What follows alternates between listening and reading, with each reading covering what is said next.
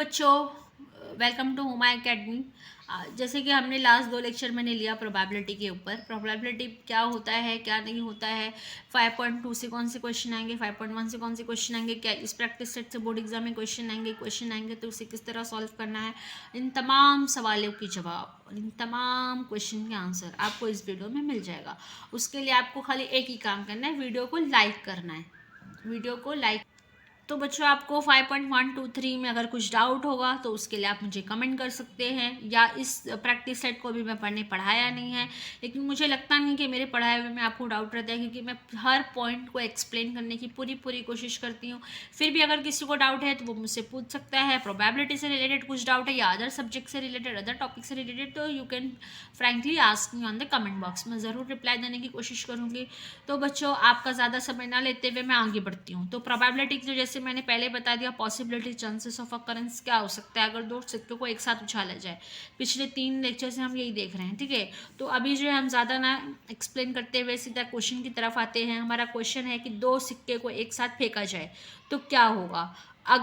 2 सिक्कों को एक साथ फेंका जाए तो क्या होगा। सबसे पहले 2 सिक्कों को अगर एक साथ फेंका जाए तो या तो दोनों सिक्कों पे हेड आएगा, या तो दोनों सिक्कों पे टेल होगा, या फिर एक सिक्का टेल हेड का होगा, या तो फिर एक सिक्का हेड टेल का होगा।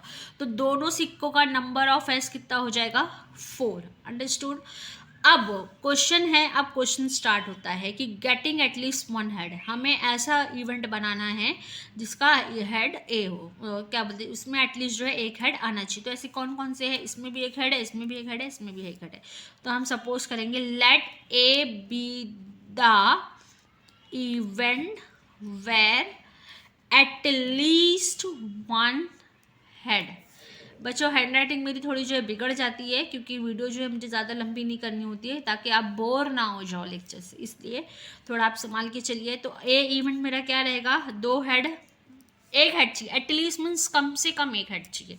तो इसमें तो 2 हेड है, इसमें भी क्या है, टेल हेड है, इसमें भी हेड टेल है। तो मेरा नंबर ऑफ ए कितना हो जाएगा, 3। अब मुझे इसकी प्रोबेबिलिटी मालूम करना है। तो probability of A is equal to number of A upon number of sample space, ठीक है। नंबर ऑफ ए कितना है मेरे पास, 3। नंबर ऑफ सैम्पल फेस कितना है, 4। अब ये और सिंप्लीफाई नहीं हो सकता है, तो मेरा probability of A event is 3/4। Video को लाइक कर दीजिए बच्चों, ठीक है। अभी है सेकंड क्वेश्चन, उसी क्वेश्चन का। ऐसे क्वेश्चन बोर्ड एग्जाम में ज़रूर आते हैं, बहुत आसान होते हैं। सिर्फ आपको अपने एग्जाम पैड और हॉल टिकट के साथ एक चीज़ लेके जाना होता है, और वो होती है आपका कॉमन सेंस, ठीक है। गेटिंग 1 हेड, एटलीस्ट एक हेड आना चाहिए। तो जैसे मैंने ऊपर बताया था कि एक हेड वाला क्वेश्चन ये था। अभी एटलीस्ट गेटिंग नो हेड, एक भी हेड ना हो, तो वो कौन सा है, सिर्फ ये एक ही सैम्पल फेस, ठीक है। तो let B be the event where no head, यानी ऐसा हम ले रहे हैं कि ऐसा कोई भी इवेंट हेड ना हो। जैसे कि B is equal to tail tail, दोनों टेल टेल ही रहेंगे, ठीक है। तो number of B is equal to कितना हो गया, 1। तो probability of B is equal to number of B upon number of sample space. ये प्रोबेबिलिटी का फॉर्मूला है, जिसको आपको नींद में से जगा के भी पूछा जाए तो बता देना है, ठीक है। तो हमारा आंसर क्या हो जाएगा, एक 3/4 और एक 1/4। Understood student.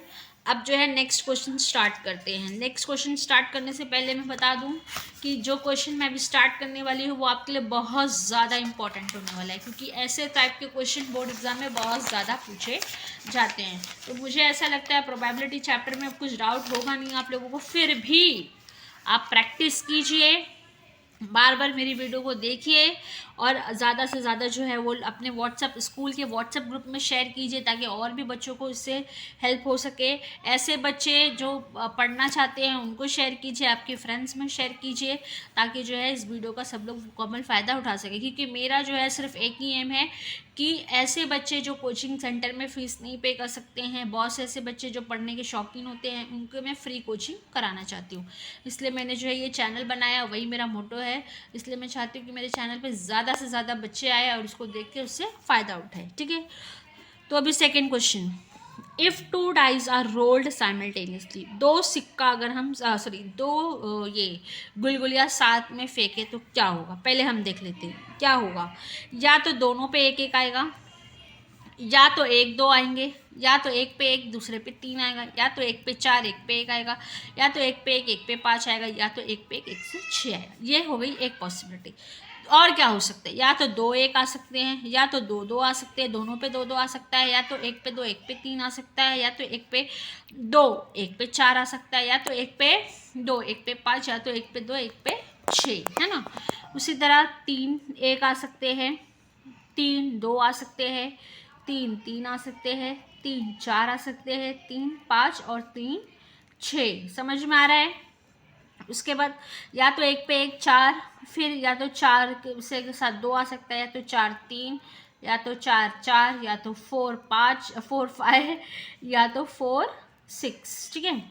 उसके बाद है 5 1, 5 2, 5 3, 5 4, 5 5 एंड 5 6।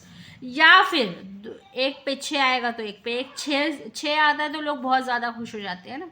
हालांकि मैं दुखी हो जाती हूँ क्योंकि छः आया मतलब खतरे की घंटी आ गई है। ठीक है, छः का आंकड़ा अच्छा नहीं हुआ है मेरे साथ हमेशा। तो इस तरह जो है हमारे सैम्पल फेस कितने हो गए, नंबर ऑफ फेस कितने हो गए, 36। कैसे आए, 1 2 3 4 5 6, एक रो में 6, और ऐसे कितनी रो है, 6 रो है, तो 6 6 36। ठीक है। अब पहला इवेंट हमें मिलता है।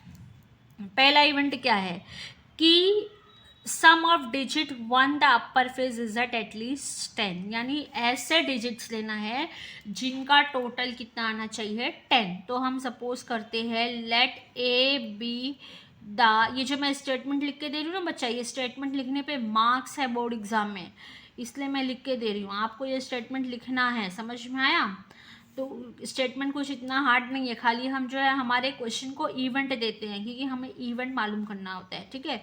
तो आई hope you people understand very well. So upper species is at least, क्या चाहिए, एटलीस्ट कम से कम 10 हो, यानी 10 जो है होना चाहिए। तो देयरफॉर क्या हो सकता है इसमें, जैसे देख लेते हैं हम, 2 3 2 2 4 2 3 4 2 8, 4 2 6 हो रहा है ना, 5 2 7 6 2 8 3 1 9 3 3 3 4 3 7 5 3 8 6 3 9 4 1 8 5 3 4 2 4 4 8 6 4 10 यहाँ पे आ रहे हैं ना। तो 4 और 6 को 10 हो रहा है। उसके बाद 5 5 10 होगा। उसके बाद जो है 6 4 10 हो रहा है। उसके बाद 6 5 10 से ज़्यादा हो रहा है, एटलीस्ट 10 ना, मतलब कम से कम 10 चाहिए, 10 से ज़्यादा चलेगा। ये हो जाएंगे 6। तो आपके नंबर ऑफ ए इवेंट कितना हो गया, 1 2 3 4 5 इज इक्वल टू 5। अंडरस्टूड। 5 6 ना, एक बार क्रॉस चेक करते, 4 6 हो रहे हैं, और उसके बाद 5 5 आ रहा है, उसके बाद 6 4 आ रहा है, 5 6 भी तो आएगा बच्चा, ज़रा ध्यान दो, 5 6 भी आएगा, तो हमारा नंबर ऑफ सैम्पल फेस हो जाएगा 6, नंबर ऑफ ए। ठीक है। तो probability of A is equal to number of A upon number of S. तो number of A upon number of S कितना था हमारे पास, 36। तो 6 1 ज़ा 6 6 ज़ा, तो आपका प्रोबेबिलिटी कितना आया, 1/6। So I hope you people understand very well. Please video को लाइक करो। ठीक है। The sum of the digit on the upper faces is 33। ऐसा लेना है कि उसके अपर फेजेस कितने आ जाए, 33। तो हम इसको बी नाम दे देते हैं। Let B be the event that the sum of the digits on the upper face is 33। Understood. तो देयरफॉर अभी हमें चूज करना है, अभी हमें देखना है कि ऐसा नंबर देखना है जिसका 33 आना चाहिए। अभी देखो यहाँ पे 1 1 2 आ रहा है, ये सब तो देखो 6 6 12 6 5 11 6 4 10, मतलब 33 तो मेरे को लगता नहीं है यहाँ पे आएगा। लगता क्या है यार, कंफर्म नहीं आएगा यार, क्योंकि हमारा जो मेजर सैंपल फेस क्या है, यानी दो डाइस को अगर हम थ्रोन करते हैं तो ज़्यादा से ज़्यादा पॉसिबिलिटी क्या है कि दोनों पे 6 6 आ जाए, उससे ज़्यादा पॉसिबिलिटी नहीं है। ठीक है। तो ये जो हो जाएगा 6 6 तो एक भी पॉसिबिलिटी नहीं आएंगे। तो हमारा बी सेट क्या रहेगा, नल सेट, खाली सेट। तो नंबर ऑफ बी कितना हो गया हमारा, 0। तो therefore probability of B is equal to number of B upon number of S which is equal to 0/36 which is equal to 30। क्योंकि बच्चों ध्यान दो, किसी भी नंबर को 0 से मल्टीप्लाई करो या डिवाइड करो तो उसका आंसर क्या आने वाला है, 0 अंडा। ठीक है, थर्ड क्वेश्चन की तरफ पढ़ते हैं। थर्ड क्वेश्चन बहुत ही आसान है। The digit on the first die is greater than the digit of the second die, यानी इनमें हमें चूज करना है कि जो पहला डिजिट जो है वो दूसरे नंबर के डिजिट से बड़ा रहना चाहिए। अंडरस्टूड। तो लेट, इसको सी दे देते हैं, let C be the event that the digit on the first die is greater than the digit on the second die। ठीक है, तो सी देखते हैं।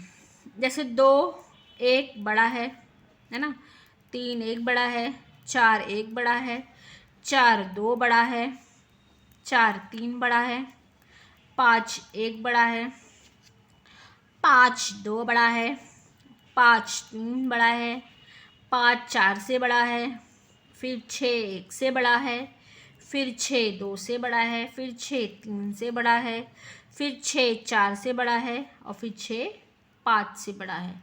तो इस तरह कितने हो गए, 1 2 3 4 5 6 7 8 9 10 11 12 13 14 15 है ना। तो नंबर ऑफ 15 हो रहे हैं ना, 2 1 3 1 3 2, 3 2 भी आएगा बच्चा लोग, क्या कर रहे हो तुम लोग। ठीक है, ये हो जाएगा 15।